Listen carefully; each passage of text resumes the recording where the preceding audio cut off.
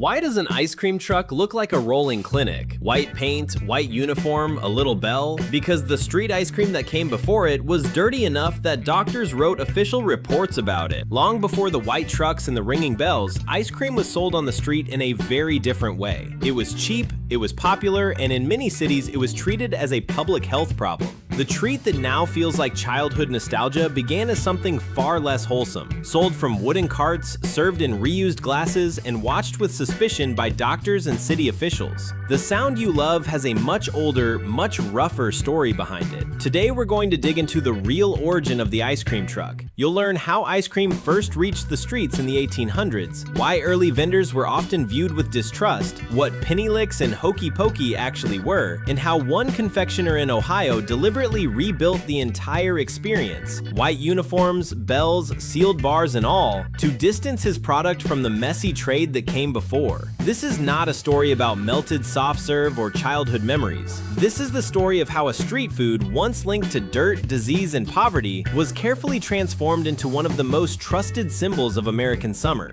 Ice cream itself is older than the United States. By the 19th century, it had already moved from elite dining rooms into the reach of ordinary people. The real problem was how to sell it outdoors, cheaply and in large volume. In cities like New York and London, immigrant vendors, many of them Italian, pushed wooden carts through crowded working-class neighborhoods. They sold a cheap frozen confection that became known as Hokey-Pokey. The name most likely came from a mangled version of the Italian phrase "che poco," oh how little, or from the vendor's own street cry. Another common theory links it to hocus pocus, reflecting the suspicion that these sellers were somehow tricking their customers. The product was simple and fast. A penny or two bought a small portion of flavored ice or ice cream. For children and laborers, it was one of the few cold pleasures available on a sweltering day. Demand was high. By the late 1800s, thousands of these peddlers worked the streets of New York alone. But the conditions under which the ice cream was made and served were often poor. There were no modern health codes, no reliable refrigeration on the carts, and very little oversight. Contemporary newspapers and medical reports repeatedly described the trade in harsh terms. Ingredients could be low quality. Ice came from questionable sources, and the way the product was handed to customers created its own risks. One of the most common serving methods was the penny lick.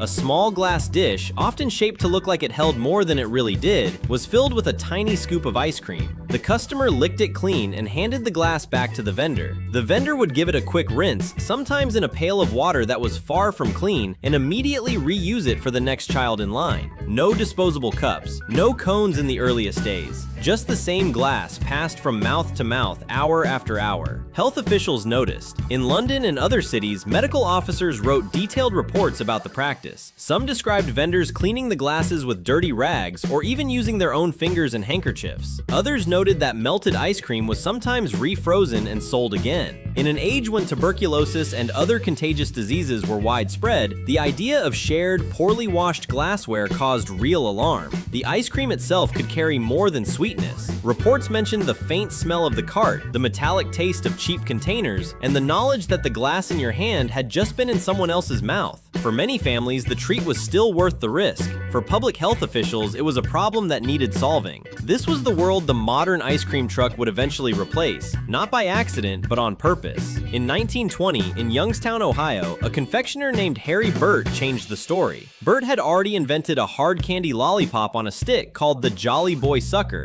While experimenting in his ice cream parlor, he developed a chocolate coating that would harden properly around ice cream. He formed the mixture into bars. His daughter Ruth tried one and said it tasted good but was too messy to hold. His son suggested freezing a wooden stick into the bar as a handle, just as they did with the candy suckers. The result was the Good Humor Bar, a clean, portable, chocolate-covered ice cream on a stick. Burt understood something important. The product alone was not enough. Street ice cream still carried the old reputation, so he built an entirely new system around the bar. He bought a fleet of trucks and fitted them with freezers. He dressed his drivers in crisp white uniforms that looked more like hospital orderlies or police officers than street peddlers. He gave them bells, the first set taken from his son's bobsled, so the truck announced itself with a clear, cheerful sound instead of a shouted street cry. The message was deliberate and carefully designed. This is not the old Hokey-Pokey cart. This is clean. This is standardized. This is safe enough for your children. Within a few years, good humor trucks were operating in cities across the country. Other companies copied the model.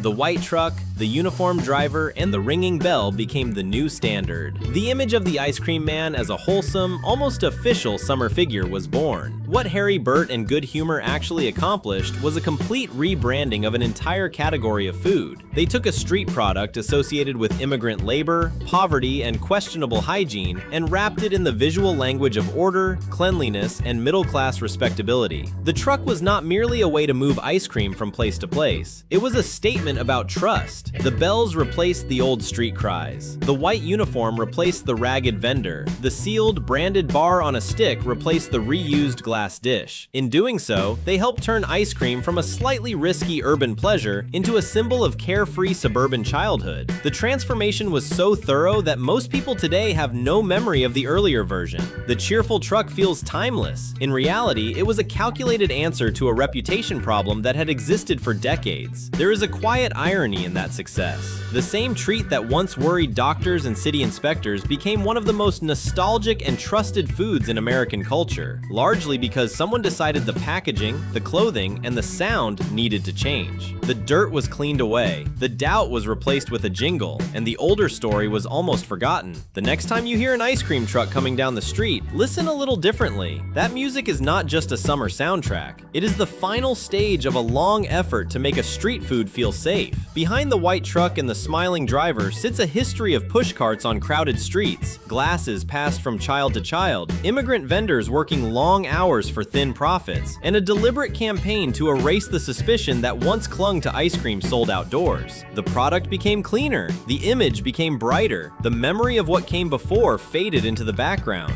But the origin is still there, quietly resting underneath every soft-serve cone and chocolate-covered bar handed through a truck window on a hot afternoon. The ice cream truck did not invent the desire for something cold and sweet when the weather turns brutal. It invented a new way to sell it, one that made people stop worrying and start smiling. And that, more than the jingle itself, is why the truck still works. If you found this story as fascinating and slightly unsettling as I did, subscribe to the Food Prestige and turn on notifications so you don't miss the next one. Drop a comment and tell me, did you grow up chasing ice cream trucks? And did you ever wonder where they really came from? I read every comment. Thanks for watching. I'll see you in the next one.